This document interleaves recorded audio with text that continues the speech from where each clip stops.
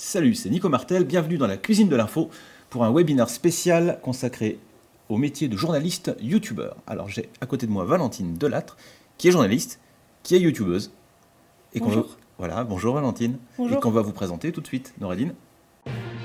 Valentine Delattre est journaliste scientifique. Diplômée d'un master en biologie évolution, elle a notamment travaillé pour des magazines comme Science et Avenir ou Science et Vie Junior. Elle a également sa chaîne YouTube Science de comptoir où elle parle de géologie et exprime une étrange fascination pour les cailloux. Elle participe également au Vortex, une chaîne YouTube où des vulgarisateurs scientifiques vivent ensemble dans une colocation. Elle anime aussi les lives Twitch scientifiques d'Arte et participe à la chaîne Info ou Mytho sur YouTube avec les vidéos Mythothéorie où elle décortique les fake news et infox scientifiques les plus populaires. Elle s'appelle donc Valentine Delattre.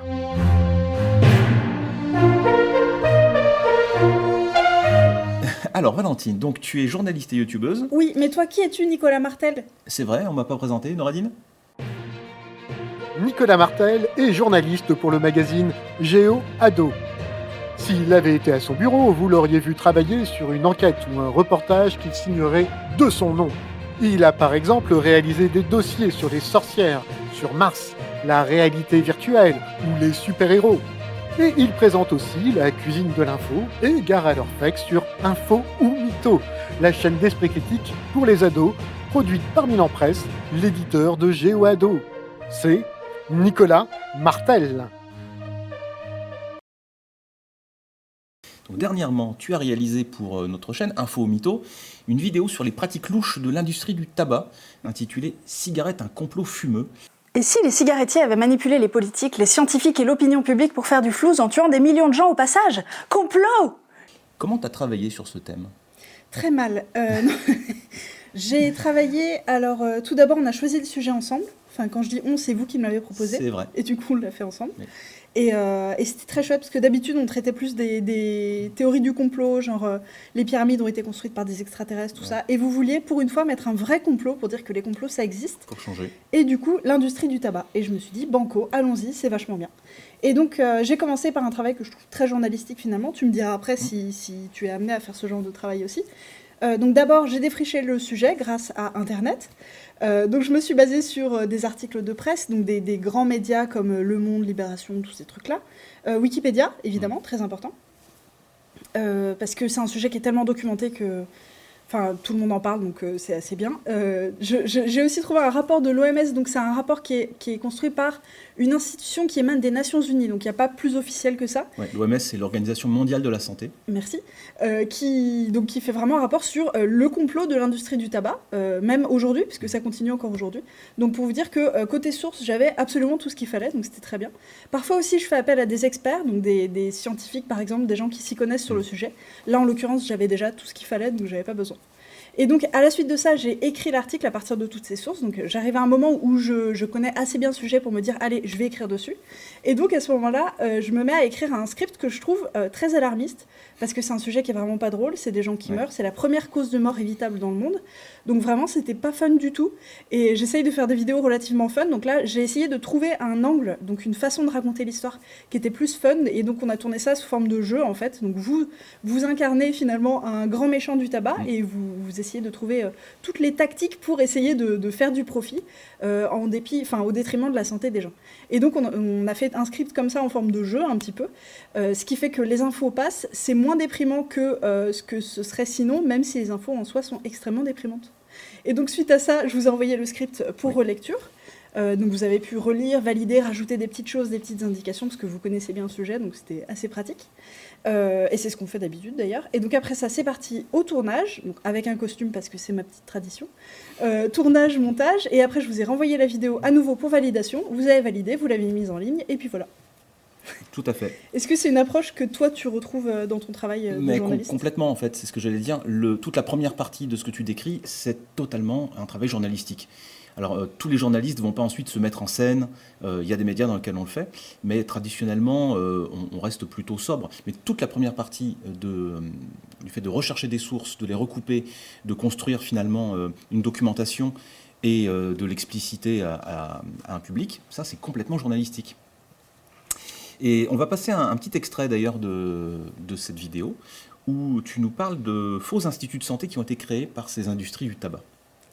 Ça fait une vingtaine d'années que votre entreprise prospère. Youpla boum, les chercheurs commencent à faire un lien entre la cigarette et le cancer. Coup dur. Mais vous ripostez aussitôt. Oh là là, merci du tuyau, on va se pencher sur la question. Et là, vous créez carrément votre propre institut de recherche. Appelez-le le conseil de recherche sur le tabac, l'institut du tabac ou le centre de recherche sur l'air intérieur. Les gens n'y verront que du feu. Servez-vous-en pour financer des recherches un peu partout, même en France. Évidemment, vous publiez de la science bidon, ne communiquez que les résultats qui vont dans votre sens. Ou alors des résultats un peu flous qui suggèrent qu'on peut pas conclure. Le but, c'est vraiment de noyer le poisson. Il faut que les gens pensent que finalement, on sait pas vraiment si la cigarette est dangereuse pour la santé. Votre fonds de commerce, c'est le doute. Il tiendra 40 ans avant d'être dissous, votre centre de recherche bidon. Le Wall Street Journal l'a même jugé responsable de la plus longue campagne de désinformation de l'histoire économique des États-Unis. Bel exploit.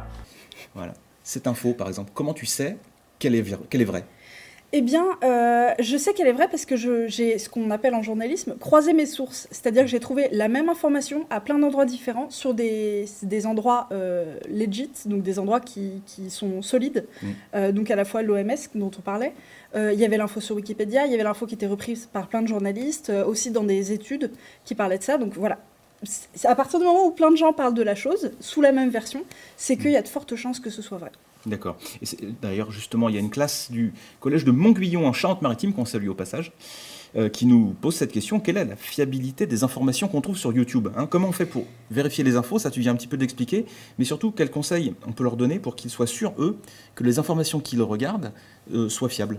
Eh ben ça, c'est une grande question parce qu'effectivement, sur YouTube, on trouve de tout. Parce que tout le monde peut ouvrir une chaîne YouTube. Et donc, effectivement, on peut trouver absolument tout, y compris des contenus complotistes, des contenus, au contraire, de médias. Enfin, il y a vraiment de tout. Et donc, c'est bien d'avoir en tête des petits outils qui peuvent nous aider à faire la différence entre le vrai et le faux. Et donc, notamment, j'en ai fait une petite liste. Donc, on peut regarder si les vidéastes affichent leurs sources en description de la vidéo. En général, on peut développer la description. Et en général, on peut voir source de points avec un lien. Et donc, si on clique sur le lien, on peut voir est-ce que le vidéaste indique ses sources, premier point.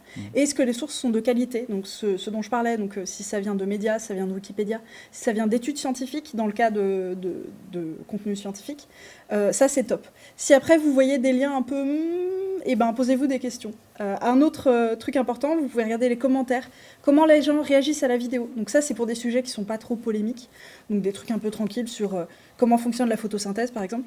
Si vous avez des commentaires qui encensent la personne, donc qui disent « Ouais, c'est vachement bien », vous pouvez vous dire « Bon, ça va, ça paraît assez correct ». Si au contraire, il y a des gens qui soulignent des erreurs dans la vidéo, regardez comment réagit le créateur de la vidéo. Donc est-ce qu'il va juste passer ça sous le tapis?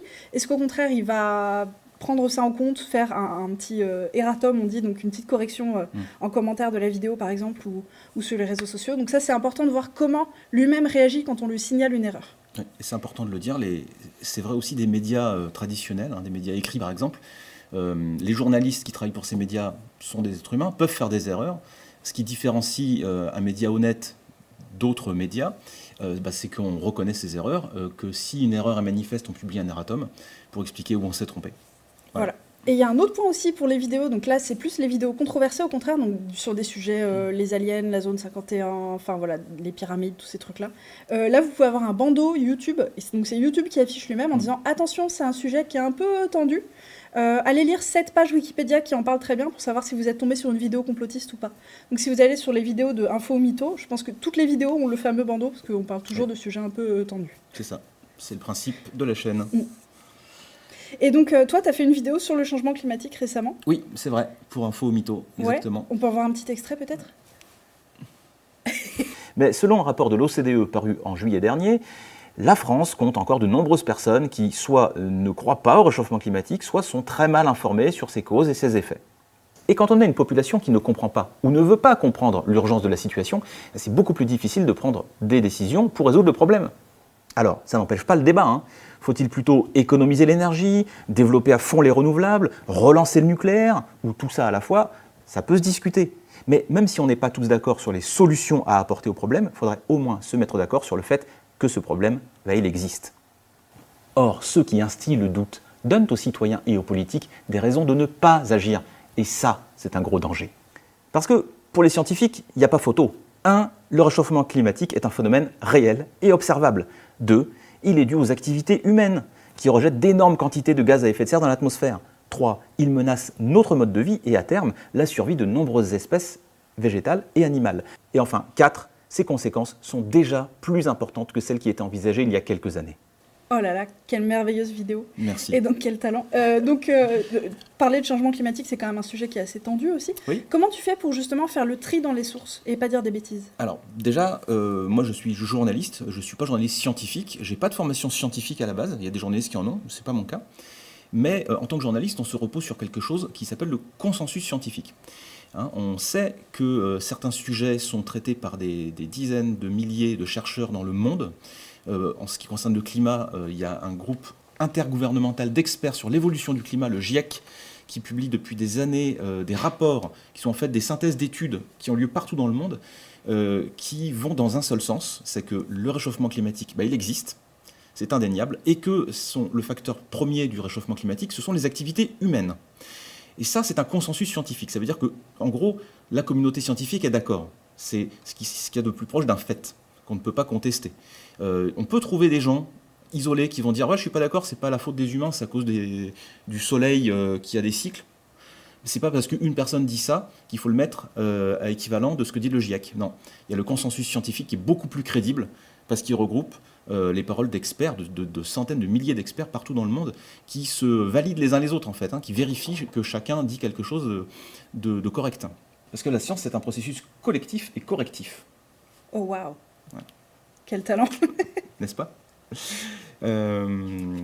Donc on vient de décrire qu'en fait on fait le même métier, on fait la même chose, mais sur YouTube on trouve aussi des contenus qui sont beaucoup moins sérieux, qui sont plus de l'ordre du divertissement. Ouais. Je t'en prie, tu peux élaborer. Non, c'est bien comme ça. Ouais. Oui, alors effectivement, sur YouTube, en gros, il y a deux grandes tendances. Il y en a plein d'autres parce qu'il y a la musique aussi. Enfin, bref, dans ce qu'on voit, il y a deux grandes tendances, c'est l'information et le divertissement. Il y a ceux qui sont là pour rigoler et faire rigoler, c'est très bien. Et il y a ceux qui sont là pour informer et faire passer des informations sérieuses. On peut aussi faire passer des informations sérieuses en rigolant. Je pense être bien placée pour le dire. Faire rigoler et rigoler. Moi, je rigole beaucoup dans mes vidéos. Des fois, ça fait rire les gens, pas tout le temps. Mais bref, c'est gênant. Nous, ça nous fait beaucoup rire. Tant mieux alors. Je me suis perdue dans ce que je voulais dire. Oui, donc il y a l'information et le divertissement. Et effectivement, dans l'information, il y a des gens qui ne sont pas journalistes à la base, mais qui font quand même un super boulot. Et d'ailleurs, c'est rigolo parce que j'ai un ami qui est aussi journaliste de formation et youtubeur. Et on s'est rendu compte à quel point les vulgarisateurs, en tout cas, donc ceux qui font de la science sur YouTube, enfin, la vulgarisation scientifique du coup, ont une approche qui est justement très journalistique et ils s'en rendent pas compte. C'est vraiment, lui et moi on s'en est rendu compte, donc c'est vraiment très très similaire. Et il y en a aussi qui font, pas dans la science, mais qui font du journalisme sur YouTube, sans être journaliste à la base. Donc je pense à Hugo Décrypte, à Gaspard G, tout ça. Et Hugo Décrypte qui a d'ailleurs monté son média, donc il était sur YouTube avant d'être journaliste techniquement, même s'il faisait déjà du journalisme à la base. C'est pas très clair ce que je viens de dire. Moi je trouve ça très clair. Ok, tant mieux. Mais ouais, du coup, en fait ce qui est intéressant là, c'est leur méthode. Pardon. Du coup, ce qui est intéressant là, c'est leur méthode en fait. Quand on prend Hugo Décrypte, Gaspard G, ils ont une méthode de travail qui est très journalistique, donc qui vérifie les sources sont accessibles, ils relayent l'information, ils donnent pas spécialement d'avis, juste ils relayent l'information. Donc ça, c'est vraiment à ça qu'on reconnaît les journalistes, je trouve. Oui, effectivement, ça ressemble exactement au métier que moi j'ai toujours fait, même si maintenant je suis sur YouTube. Mais j'ai jamais pensé être devenu un YouTuber, parce que moi je travaille à GeoAdo. Donc les 3/4 du temps, je suis dans ma rédaction. Je fais des articles pour un média écrit. Et de temps en temps, je sors de ma rédaction et je viens parler devant cette caméra. Est-ce que tu as trouvé que l'approche était différente quand tu es passé de l'un à l'autre ou pas? Pas Tu t'adapter? Alors, je n'ai pas dû m'adapter sur la façon dont je travaille, parce que finalement, que j'écrive un article ou que je tourne une vidéo, je vais quand même écrire un texte en me documentant, en croisant les sources, parfois en interrogeant un expert, exactement comme tu l'as décrit. C'est la forme qui change. C'est des médias différents. Donc déjà, on va se permettre plus de blagues sur YouTube. On a un ton un peu plus léger. Quoi qu'en presse jeunesse, c'est pas non plus comme un journal, comme un journal de référence, comme Le Monde. Voilà, on va se permettre de parler à nos lecteurs un peu plus directement, de façon un peu plus familière. Oui, en employant le jeu et tout ça, non? Oui, exactement. Ouais, on va dire jeu. Alors, c'est pas très journalistique, paraît-il, mais nous, on le fait beaucoup. Et sur YouTube, on le fait énormément. On se met en avant. Et donc, c'est ça. Moi, j'ai dû m'adapter parce que j'ai dû apprendre à parler devant une caméra sans bégayer, par exemple. Ouais. Voilà. Ouais, certains n'y arrivent encore pas très très bien. Donc il y a effectivement le jeu et puis il y a aussi l'approche qui est très différente. Quand je disais je mettais des costumes dans mes vidéos, ça c'est pas le genre de truc que je pourrais faire en tant que journaliste dans une rédaction normale, je pense. Là c'est vraiment parce que vous êtes jeunesse, parce que vous me laissez une carte blanche pour faire absolument tout ce que je veux, toutes les bêtises du monde, et c'est hyper agréable. Mais c'est vrai qu'il y a une approche très très différente, je trouve, de ce point de vue-là, mais uniquement dans la forme, donc dans la façon de parler, de raconter l'information, mais pas dans le sérieux de l'information pour autant. Mais c'est pour ça qu'on est venu te chercher, hein, justement. Oh, ça me touche. Alors, on a une nouvelle question intéressante. Cette fois-ci, la question vient de la classe de 6e 6 du collège Théodore Monod à Margencel, en Haute-Savoie. Je salue les Margencellois. Je connais sais pas comment dire. J'ai de la famille à Margencel, ouais. C'est vrai ? Ouais. Salutations à Camille et Augustin. C'est la magie du direct. Donc, une question très pertinente. Combien d'argent vous gagnez ? Plein. Beaucoup trop.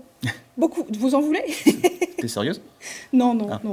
Je gagne ce qu'il faut pour vivre. Déjà, j'en vis, donc c'est hyper cool parce que c'est rare de pouvoir en vivre sur YouTube. En général, on a l'impression de voir des youtubeurs stars et de se dire « Waouh, c'est vachement facile comme métier, on gagne vachement d'argent ». Mais en fait, il y en a très très peu qui deviennent des stars. Il y en a moyennement qui arrivent à en vivre comme moi. Et il y en a énormément qui ont échoué, en fait, qui n'ont jamais réussi à en vivre et qui ont commencé à faire ça à côté de leur boulot ou à côté de leurs études ou ce que vous voulez. Et ça n'a jamais décollé, donc ils n'ont jamais pu faire ça. Donc en fait, c'est ce qu'on appelle le biais du survivant. On en voit un qui a réussi, on se dit « Ah, c'est facile », mais en fait, on ne voit pas tous ceux qui ont échoué derrière.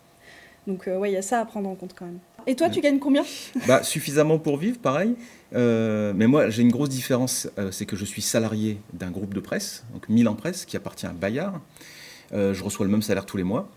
C'est-à-dire que ma vidéo, quand je fais des vidéos YouTube, elle peut faire 30 vues ou 300 000 vues, je serai payé pareil à la fin. Voilà, il n'y a pas d'incidence. Je ne suis pas salarié de YouTube. S'il y a des publicités sur mes vidéos, je ne touche rien dessus.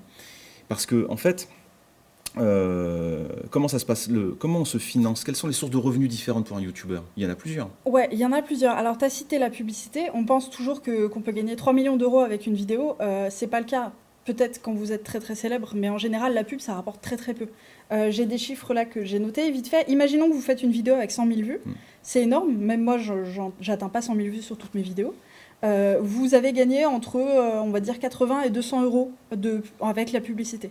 Donc, vous savez, les publicités qui sont soit avant, soit pendant, soit après, soit tout ça avec votre vidéo. Donc, en fait, c'est vraiment rien. C'est très très peu. Il y a d'autres sources de financement. Donc, il y a les plateformes de financement participatif, je ne sais pas trop comment on dit, mais en gros les tips, si vous connaissez un peu, il y a des sites en particulier où des gens peuvent dire « Ah, j'aime bien ce qu'elle fait, elle, je vais lui donner 1 euro par mois, par exemple ». Donc c'est des gens comme vous et moi qui donnaient de l'argent. Donc il y a ça, il y a aussi les financements publics, donc des subventions notamment du Centre du cinéma, Centre national du cinéma et de l'image animée, je crois.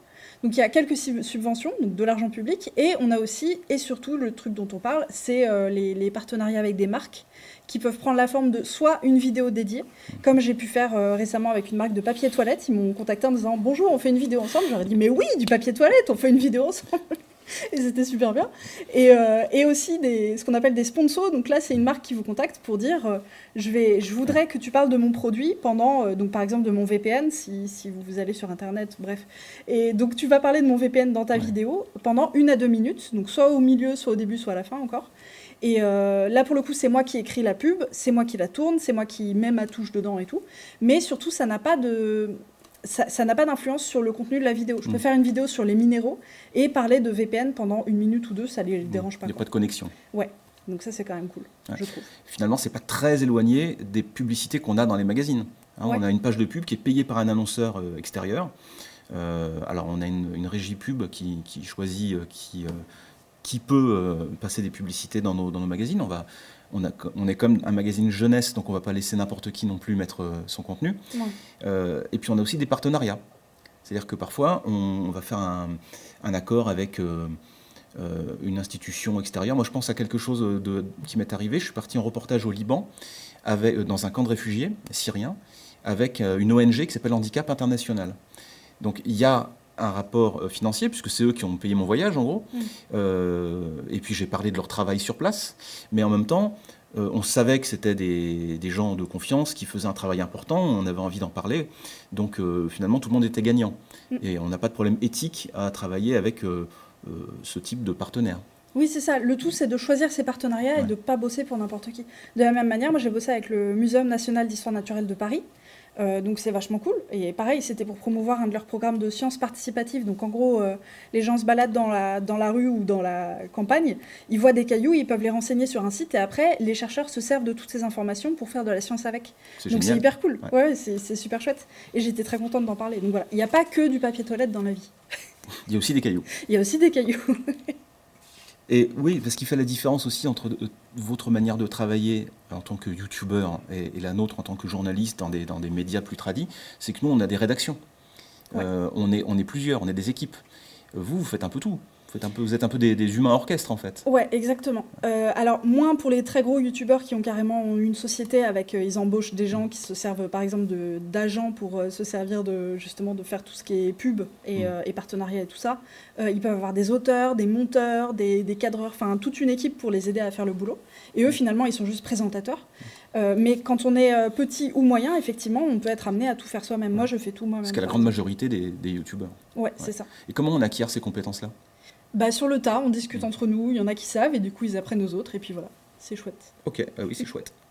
Vous avez des partenariats, des publicités exactement comme nous. Il n'y a pas plus de risque de conflit d'intérêts finalement avec des youtubeurs qu'avec des journalistes classiques.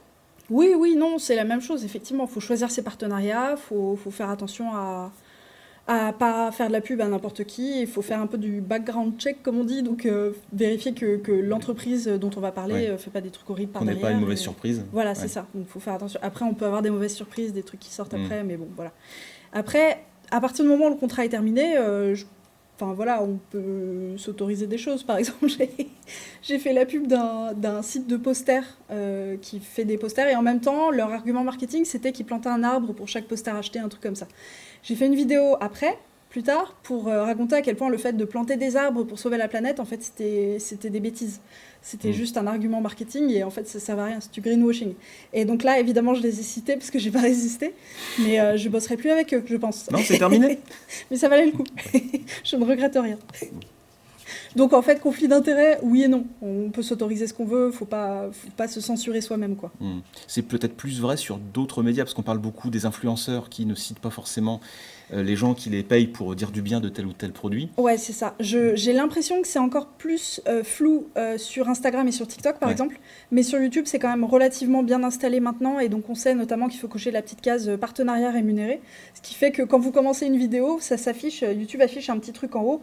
Cette vidéo, enfin, votre vidéaste a été payé pour parler d'un truc dans la vidéo. Ouais, on annonce la couleur. Ouais, voilà. Voilà, on arrive à la fin de ce webinaire, donc on va faire un petit résumé de ce qu'on s'est dit. D'accord, donc là, c'est le moment où tu mansplains ce que j'ai dit. C'est le moment où je le résume. D'accord. Voilà. Alors, tout d'abord, sur la fiabilité des informations qui sont données sur YouTube, eh ben, il suffit de regarder les sources. Hein, c'est elles qui permettent de déterminer si on a fait un travail sérieux. Si les sources ne sont pas données, Méfiez-vous. méfiez-vous, exactement. Vérifiez la qualité des sources aussi. Ouais. Si c'est pas top, méfiez-vous. Ensuite, sur les méthodes de travail, ben, en fait, c'est les mêmes. Hein, qu'on soit journaliste égaré sur YouTube ou youtubeur qui fait du journalisme, ben, on travaille de la même façon. Hein. On va chercher des sources fiables, on va interroger des experts parfois, on va recouper nos informations. La petite différence, c'est que nous, on travaille plus en équipe. On a la chance d'avoir plus de personnes pour travailler sur un sujet que vous qui êtes un peu des hommes orchestres, on a dit. Et nous, de notre côté, on a plus de liberté éditoriale, donc sur ce qu'on peut dire et la forme dont on peut le dire. Même s'il y a des exceptions des deux côtés. C'est vrai. Ensuite, la grosse différence qu'il va y avoir, c'est le mode de rémunération. Moi, je suis salarié d'un groupe de presse. Ouais, moi, je dépends de plein de choses. Donc à côté des vidéos, en plus, je fais d'autres trucs qui me rapportent aussi des revenus. Donc en fait, c'est une somme de plein de revenus et j'ai pas un salaire fixe chaque mois. Donc c'est ça aussi, et c'est ça qui m'incite aussi à vouloir faire grandir la chaîne, parce que c'est à partir d'un certain seuil où on peut commencer à intéresser les annonceurs pour faire des sponsors, on peut choper des subventions, enfin voilà, ce genre de choses. Et enfin, les conflits d'intérêts, ça existe, ça peut exister aussi bien dans le journalisme traditionnel que sur YouTube.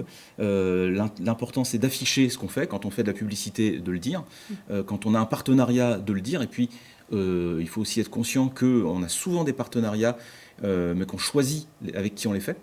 Hein, on ne va pas travailler avec des gens dont on ne partage pas l'éthique ou les valeurs. Ouais. Voilà. Et puis l'option que je trouve la mieux, c'est quand même la sponsor, dans le sens où la sponsor n'aurait pas de rapport avec le contenu de la vidéo, comme ça on est sûr qu'il n'y a pas d'influence de l'un sur l'autre. Je trouve que c'est le mieux. C'est pas mal. Voilà, donc on arrive à la fin de ce webinaire. Merci pour votre écoute. N'hésitez pas à retourner sur la chaîne Info ou Mytho où ce webinaire va être en replay d'ici quelques minutes. Nous allons nous retrouver d'ici quelques mois pour un prochain webinaire. En attendant, n'hésitez pas à lâcher un petit pouce en l'air, un abonnement. Et d'ici là, gardez l'esprit critique.